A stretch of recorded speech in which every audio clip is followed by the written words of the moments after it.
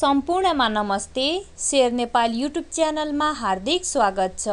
सदाझै NEPSE update लिएर आउने क्रममा आज पनि मैले नेप्से अपडेट लिएर आएको छु।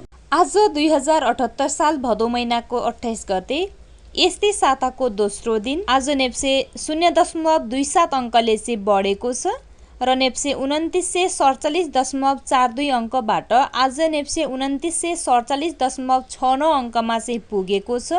यो भनेको 0.01% को चाहिँ वृद्धि हो। टर्नओभरलाई हेर्ने हो भने आज 9 अर्ब 29 करोड बराबरको कारोबार भएको छ। किता खरिद बिक्रीलाई हेर्ने हो भने 1 करोड 56 लाख बराबरका किताहरू खरिद बिक्री भएका छन्।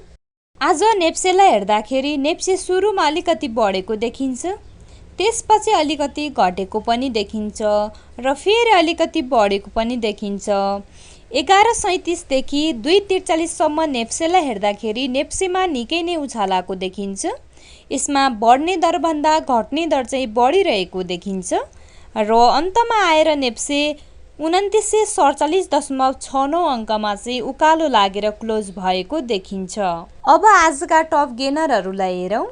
टप गेनरमा AIL, MKLB, SLI, UMRH, NRN, CMF2, EIC, SIFC, SAPDVL, SGI चाहिँ टप गेनरमा रहेका छन्। टप गेनरहरूमध्ये आज बढी पर्सेन्टेजले चेन्ज आउनेमा चाहिँ AIL, MKLB, SLI चाहिँ रहेका छन्, जसमा चाहिँ 10% चेन्ज भएको देखिन्छ। भने अब आजका टप लुजरहरूलाई हेरौँ।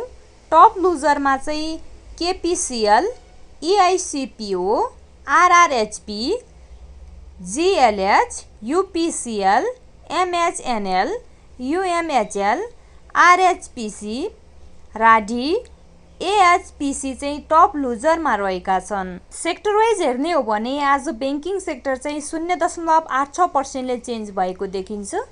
त्यस्तै ट्रेडिङ 0.87%ले, होटेल एन्ड टुरिज्म 0.12%ले, डेभलपमेन्ट ब्याङ्क 0.08%ले, hydro power 2.54%, finance 0.09, non life insurance 1.48, manu 1.35, others 0.43, micro finance 0.56, life insurance 0.52, mutual fund 0.02 र इन्भेस्टमेन्ट चाहिँ 0.62%ले चेन्ज भएको देखिन्छ।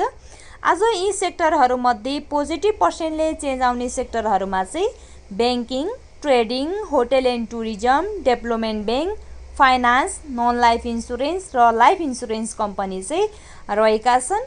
यी सेक्टरहरूमध्ये आज बढी पर्सेन्टेजले चेन्ज आउने सेक्टरहरूमा चाहिँ हाइड्रो पावर रहेको छ, जसमा चाहिँ 2%ले चेन्ज भएको देखिन्छ।